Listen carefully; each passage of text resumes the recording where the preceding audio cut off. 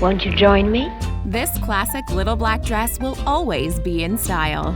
When it comes to classic films, this is one you can't miss. When Audrey Hepburn first waltzed into the first scene of the 1961 film adaptation of Truman Capote's beloved novella, audiences everywhere marveled at the beauty and elegance of a simple little black dress, an iconic look that's been replicated time and time again. Hepburn changed the game of fashion in that film known as Breakfast at Tiffany's. When the young, doe-eyed actress steps out of a cab onto New York's Fifth Avenue, the morning Manhattan sun hits her elegant attire, instantly drawing the audience into the magical world of the enigmatic Golightly. There's something special about the black Italian satin gown, custom-made by designer Hubert de Givenchy, that made Audrey look like the epitome of a movie star leading lady. Although Audrey wasn't the first to wear a little black dress, the concept began in the 1920s with Coco Chanel's innovative visions of women's fashion. Hepburn was the one to bring the look securely into the 1960s. The scene in which Holly enjoys her breakfast after a night out introduces both the aesthetic of the classic film and the character's signature look. The sleeveless dress oozed sophistication, with a touch of vulnerability with its snug fit and slightly open back. Sheath style and cinched at the waist, the image of Audrey in the Givenchy ensemble and oversized cigarette holder has become one of the most recognized and memorable images of the actress herself, as well as in American cinematic history. Givenchy designed the customized elegant silhouette for the actress to accentuate her unique figure. The dress was chic, simple, delicate, and Parisian, the sought-after feel of the elite 1960s Manhattan women. It suited Audrey perfectly. A designer who worked on the film set recalled that in order for the gown to fall exactly right during filming, horsehair and small weights were sewn inside, helping to create the perfect silhouette.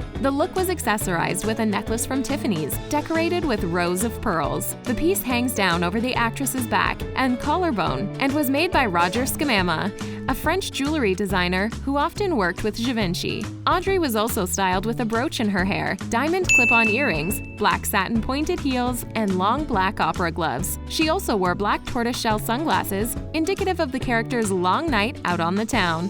The dark shades, sometimes thought to be Ray-Bans, are actually from a designer in London called Oliver Goldsmith. The brand re-released the sunglasses in 2011 as a tribute to the 50th anniversary of the American film. They sold for $440. As Audrey's character finishes her breakfast of coffee and a Danish, the audience sees her walking away down Fifth Avenue, throwing a flowing silk scarf over her shoulder and portraying the epitome of effortless chic. Even before the dress was designed for the film, Audrey held a close connection with Hubert de Givenchy, the master couturier of the House of Givenchy. The pair met on the set of one of Audrey's previous films and continued to team up for many other projects throughout Audrey's film career. She would refer to the designer as her best friend, and he even called her a sister. Their friendly relationship continued throughout the star's career, and the designer's work can be seen in at least 7 of her films. The original dress design for the film was cut off at the knee and showed off the actress's calves. The revealing look was deemed inappropriate for cinema audiences, and the movie's costume designer, Edith Head, designed a sleek skirt attachment that was added underneath the lower half of the dress and covered Hepburn down to her shoes. The edited version can be clearly seen in the 1961 movie's press poster. Another scene in the film featured a shorter, sleeveless dress by Givenchy with a sheath style and flared bottom. Hepburn's character wears the looser day dress with a black, oversized, wide-brimmed hat with its long white scarf. Holly finished her look with rhinestone earrings and black alligator shoes, which she enlists her new neighbor to help find. I've got to do something about the way I look, she says as she gets ready for her weekly visit to Sing Sing. After 5 minutes of effort, the character looks as gorgeous as if she had an entire glam team. Another look that has been recreated for endless costume parties is the memorable bedhead look, which Miss Golightly pulls on in her sleepy stupor. It's quite all right. Could happen to anyone, quite frequently does. Couldn't. The oversized men's shirt, bare feet, and silk eye mask designed by Edith Head became one of many iconic looks within the film and had viewers instantly falling in love with the carefree party girl with a few secrets up her shirt sleeves. And if the little black dress wasn't enough to convince you of Holly Golightly's perfectly effortless and classic wardrobe, just take a look at the little hot pink dress. Audrey. The tea-length cocktail dress, accessorized with a silver clutch, was designed for the actress by the Paramount costume department and featured fan-shaped appliques accented with small rhinestones and a pink bow at the waist. The dress sold at auction with Christie's for $192,000 in 2007. To give herself a 60s cool girl vibe, Audrey also added a few streaks of blonde to her brunette locks. Producers felt it added some jazz to her look. Audrey later said of the chunky highlights, "It was nice to become a new girl as easily as that. I liked it so much, I decided to keep it for off-screen." Holly's boxy knits from the film are another fail-safe for fashion. A good knit will never go out of style. Think neutral-colored turtlenecks, or go bold like Hepburn's character with a tomato-colored wool pea coat and fur hat. That's New York City elite in a nutshell. Audrey also rocks the boxy top look in her famous Moon River scene, paired with cropped jeans and a headband. Throw in a camel trench coat and ballet flats, and you've got a wardrobe that will be trending for years to come. Finally, who can forget Holly's look for her cocktail party? Yes, that's a bath sheet being worn by this stylish actress. In a scene cut from final editing, Holly is taking a bath before her party and has to improvise an outfit to greet her guests. She soon changes into her signature black dress for the rest of the party. With Givenchy and the costume team's help, Audrey's personal style and personality were able to shine through her character in a way that was unprecedented in film history. Edward's film met positive reviews, with reporters singing the praises of the talented leading lady. The Hollywood Reporter's 1961 review wrote, "An unusual love story, glamorous, sophisticated, with more than a touch of the bizarre. Miss Hepburn is responsible to a great degree for the credibility of her complex character and gives a winning portrayal." For fans of the film, it's hard to imagine anyone but Audrey playing the lead role. But when Capote and screenwriter George Axelrod first began writing the screenplay version of the story, producers actually had someone else in mind to play Holly. Instead of Audrey, Capote was picturing the original blonde bombshell, Marilyn Monroe, for the role when he first sold the rights to Paramount Pictures. When Monroe turned it down because of the immoral nature of the character as written in the book, Edwards chose Hepburn. Capote later revealed that he felt Hepburn wasn't the right fit for the character as written in the original story, but the screenplay was adapted to suit her unique look and persona. The actress's previous roles in the box office hits, Roman Holiday in 1953, The Nun's Story in 1959, and Sabrina in 1954, helped her to land the gig. She said, however, that she was intrigued by the interesting character in Breakfast at Tiffany's and was excited to move away from the traditionally feminine roles of princesses or nuns. By the time the film hit theaters, Audrey had an established position within Hollywood's elite. Audrey's work on the film, although one among her long resume, became synonymous with the actress's name. Audrey brought Holly to life. Despite the character's many flaws, young women to this day idolize the stylish Manhattan call girl, a testament to Audrey's effortless portrayal of a girl with a tough past and uncertain future. Audrey's accurate portrayal of a lost girl in the big city was partly thanks to events from her childhood. Born in Brussels, Belgium in 1929, Audrey's parents sent her to live in Kent, England at the age of 8 to receive a British education. When war broke out in 1939, Audrey was moved once again to attend a boarding school in the Netherlands. She had to go by a fake name, Etta van Heemstra, after her mother's maiden name to avoid attention during the German occupation. It was there that Audrey began her introduction into the world of art and entertainment. Her training began with ballet. She continued to study dance even as her family moved around Europe. During the war, the teenage Hepburn performed silent dance performances to help raise money for the resistance. After the war ended, Audrey continued dancing, earning a scholarship to a prestigious ballet school in London. Her first big break was in a Broadway production of Gigi in 1951. This led to her career in stage acting and her eventual breakout into film acting. She became a star with her role in Roman Holiday opposite Hollywood star Gregory Peck, for which she unexpectedly won an Academy Award for Best Actress.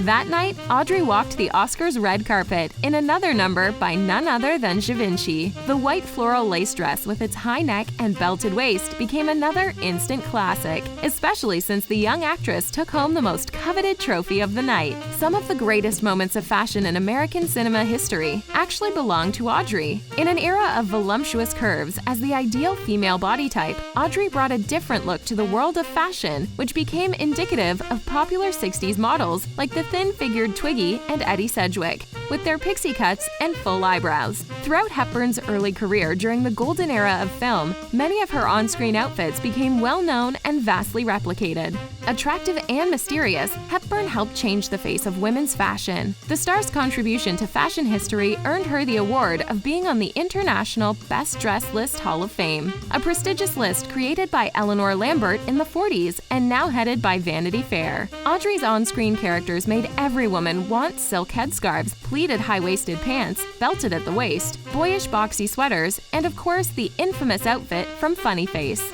In the cinematic musical, Audrey was able to show off her singing and dancing talents. For her role in the film, Audrey once again worked with Givenchy for gowns and costume designer Edith Head, who won an Oscar for her on-screen designs. The musical itself was a tribute to Parisian style and fashion, but the most famous look from the film was inspired by Audrey's own personal style. The all-black ensemble of tailored pants, turtleneck, and loafers worn for a dance sequence with co-star Fred Astaire was, as legend has it, customized by Audrey herself when she suggested that the outfit should feature a bright pop of white socks instead of matching black. It wouldn't be the same without them. Although some of Audrey's silver screen ball gowns and luxurious accessories are a little out of reach for the average viewer, other outfits from Hepburn's films have become staples for women because of their effortless and classic ease. In Sabrina, Audrey sports a plaid shirt and white shorts while on a boat, pieces most women already have in their closet. Her midi-length skirt, belt, white blouse, and neck scarf from Roman Holiday are also an attainable and timeless look. What's amazing about Audrey's style is that her signature looks seem to always be at the forefront of fashion trends. None of her character's attire, however, was as iconic and timeless as the satin black dress.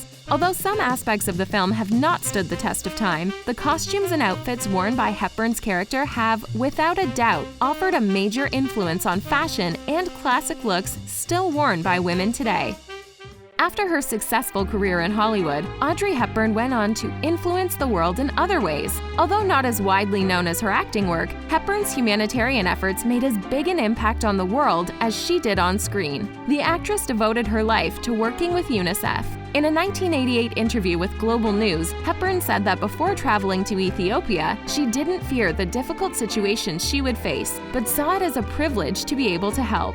I was so eager to go. It was an extraordinary trip. I came back very encouraged. She also added, speaking of her own experience as a child, it's in the human spirit to remember a giving hand. I can testify to what UNICEF means to children because I was among those who received food and medical relief right after World War II. Audrey was able to use her platform, star power, and fame to advocate for children facing hunger crises. During her trip to Ethiopia, she witnessed firsthand the effects of the droughts and famine. Upon her return, she brought awareness to the issues by giving hundreds of interviews, spreading the word to Americans who could offer their support.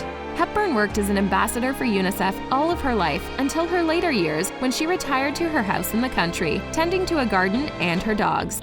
The Audrey Hepburn Children's Fund, created by the actress's sons, then carried on her work for years to come. These days, fans of the star and the iconic film can still visit pieces of the outfit. While Audrey kept one copy of the dress, a copy of the original leg-bearing gown being in the Givenchy private archives, and another copy at the Museum of Garments in Madrid. The second Givenchy dress from the film was sold at auction by Christie's in 2006 for $947,000 US. The money went to a charity for children in Calcutta. Although Audrey may not have been able to keep the custom dress after the film wrapped, she did have a chance to live out Holly's Tiffany dream in real life. For publicity shots for the film's release, Hepburn is seen wearing a yellow diamond necklace, the same piece of jewelry that Hepburn's character Holly stares at longingly in the film's opening scene.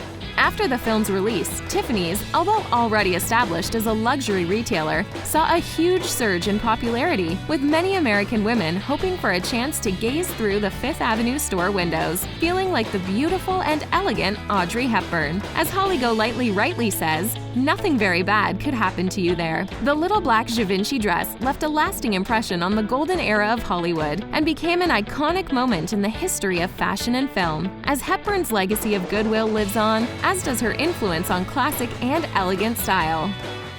Good night.